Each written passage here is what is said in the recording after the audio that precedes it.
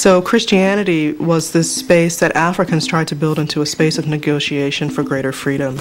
Now, in reality, many enslaved people were Christian, and the fact that they were baptized and were practicing Christians meant nothing in terms of their status as a free people.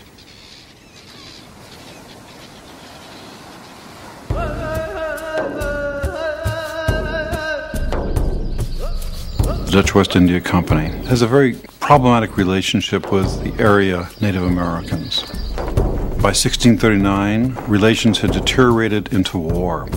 At that point, a number of the Creoles are put into the military force against the Indians.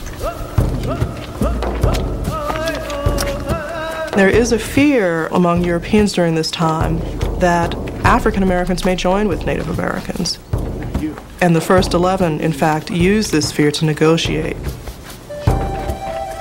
They had been part of the Reformed Church, they had served in the military, they had built the fort, they had done all of the critical labor that was necessary to make New Amsterdam into a viable town.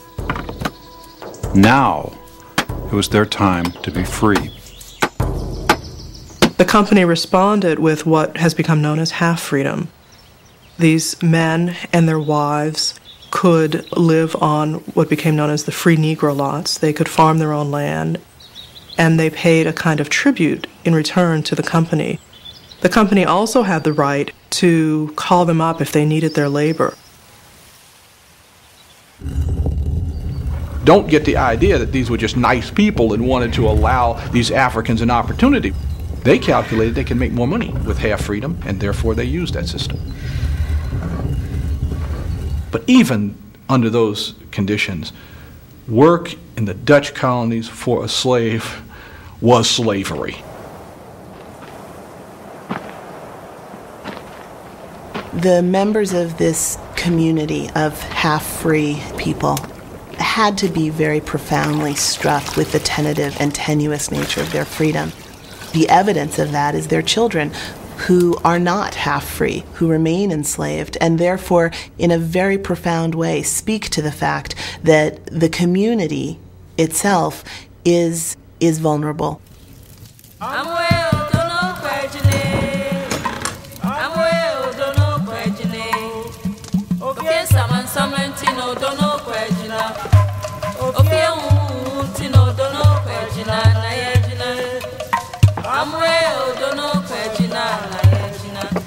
Half-free blacks don't separate themselves from enslaved blacks. In fact, they work at times to try and negotiate freedom for other enslaved people.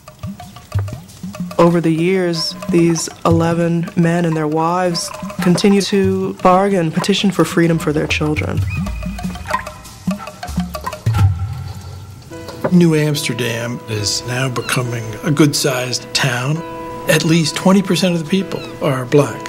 Some of them are slaves, some are half-free, some are free. But wherever you are in that spectrum, you can see the possibilities.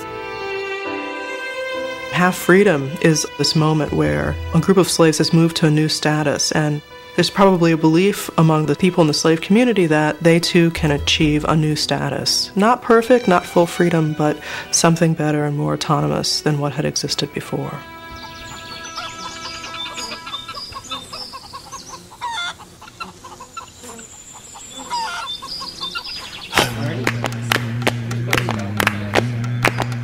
Freedom was also the goal of black and white indentured servants in Chesapeake Tobacco Country.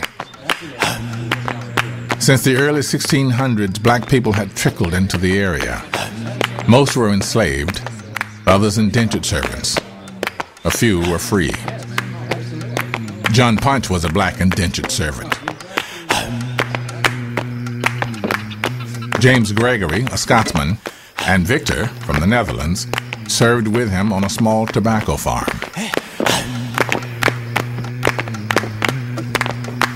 In the New World, every European colony needed to provide a profit. In the Chesapeake Bay, Virginia, Maryland, the more tobacco you could plant, the more profits you could reap, the more pleased the investors back in England would be. and there is tremendous pressure for labor.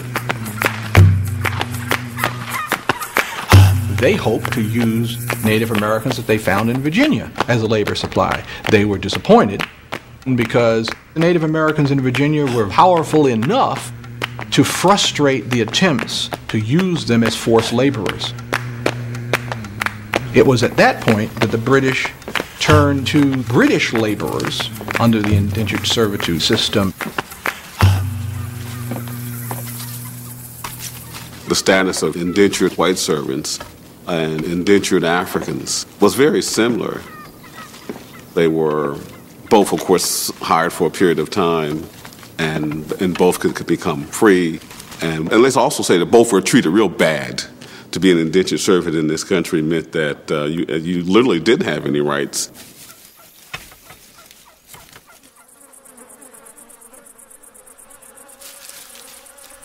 In this world, there's not much practical difference in terms of the oppression that they face.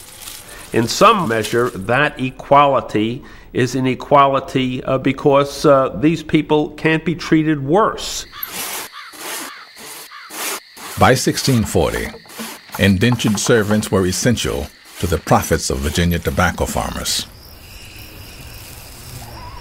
Their labor made tobacco the colony's most profitable export.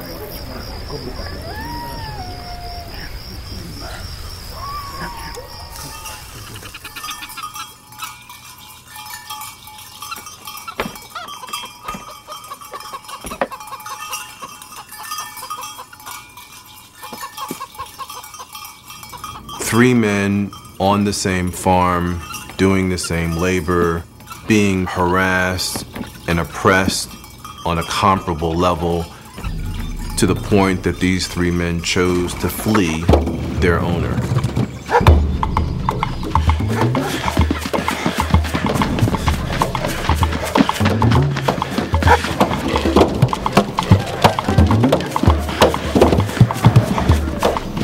John Punch, Victor, and James Gregory crossed the Virginia border into southern Maryland. Days later, they were captured and returned. Plaintiff, please step forward. State your case. My lord, I ask your punishment against these indentured servants. In the colony's highest court, it was said that Hugh Gwynn's servants caused him considerable loss and prejudice. I want you to punish them, my lord. You will serve 3 more years. The two white men are sentenced to simply a number of years added to their indentures. For John Punch, the one black among these three men, his fate is infinitely worse. It's servitude for life. For the rest of your life. Now, there's no law that says that John Punch had to have been enslaved for life, but it was clear that 1640 is sort of the turning point, the beginning of the point where Africans are going to be treated differently as opposed to whites who are indentured servants. Rather than distinguishing people because they are unfree, people are being distinguished now because they're black or white. And that whiteness is privileging in ever increasing and beneficial ways.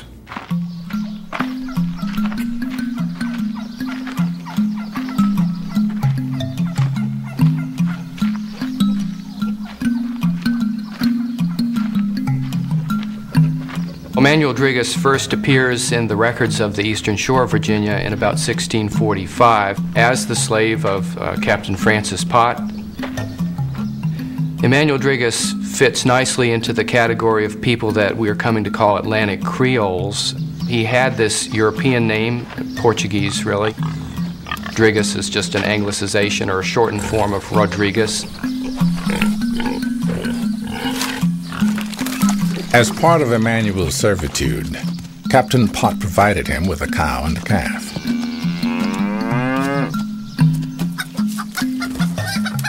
When Emanuel began his service, His wife Frances and daughters, ages 8 and 1, were bound to Captain Pott as well.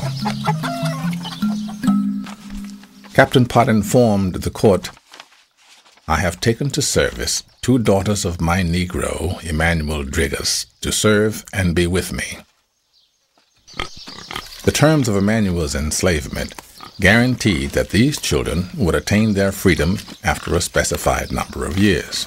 However, no such provision was made for their brothers and sisters.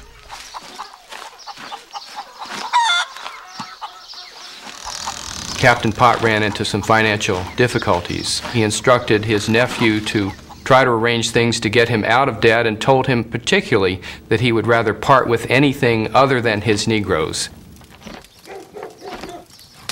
Yet in 1657, after 12 years of service, Emmanuel's family became Captain Pott's way to arrange things.